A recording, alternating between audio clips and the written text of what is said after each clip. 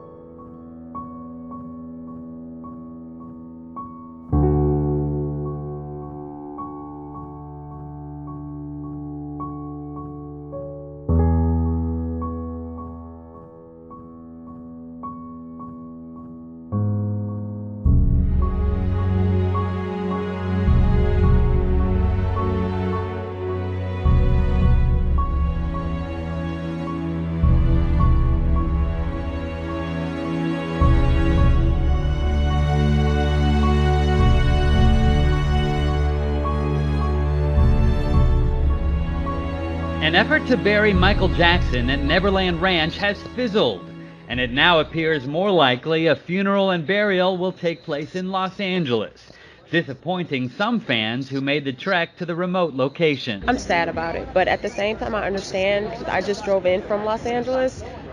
I don't think they would have been able to accommodate the mass amount of people who would come. I mean, these are single lane roads.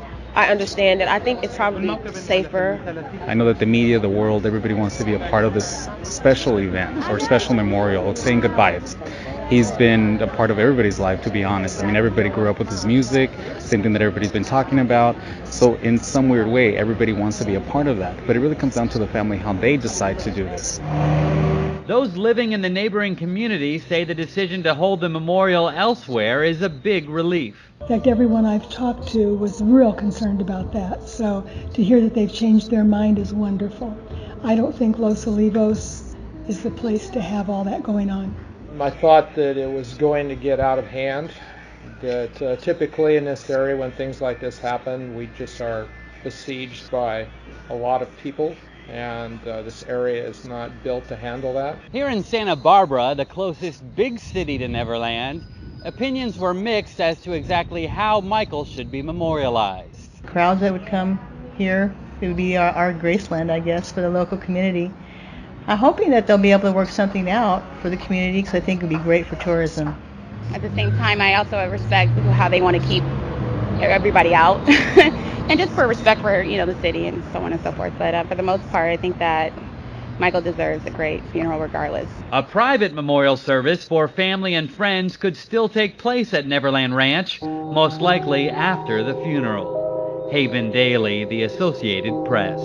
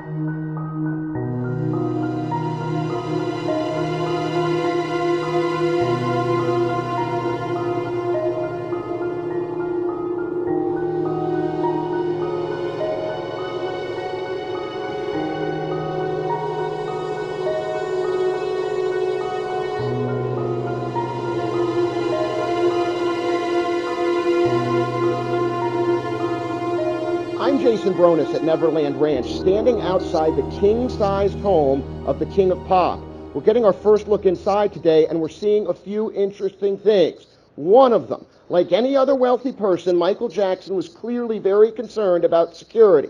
He's got a keypad on the front of the locked door, not to mention that you had to pass through at least 2 gates just to get here. Let's take a look inside at the home where Michael Jackson lived through the glory years of his singing career. This is Michael Jackson's bedroom. This is right where he slept. His bathroom is off over there. One interesting thing we saw in here today, look at the back of this door. You can see just how security conscious the superstar was. There are all these locks, and right up here, a peephole, so he could see who was on the other side of his bedroom door. Just off the bedroom is Jackson's walk-in closet. It's completely cedar-lined. But back here in the corner, there is one interesting thing. Here behind where his clothes would hang is a locked door. Behind it, a room where we're told Jackson stored his most valuable and prized possessions. So what happened to all of Michael Jackson's furniture, all his belongings, all the clothing, all the mementos he collected over his career? Well, they were removed from Neverland when the singer became deeply in debt. They were going to be auctioned. A court battle stopped that. Now, the company that owns this home hopes to bring all of it back and restore this home to just like it looked the day Michael Jackson left. Jason Bronis, The Associated Press, at Neverland Ranch.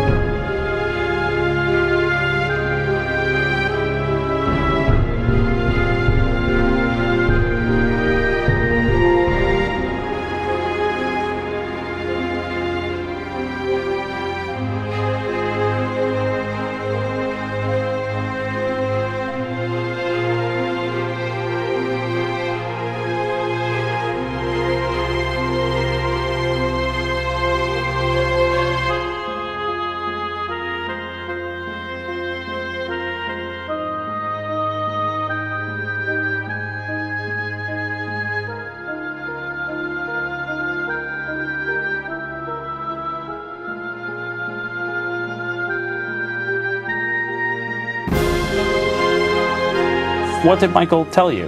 Tell me what he was said doing. he's trying to say who I can see and where I can see them, and he said I don't like it. He had taken over Michael's complete life. He had taken over.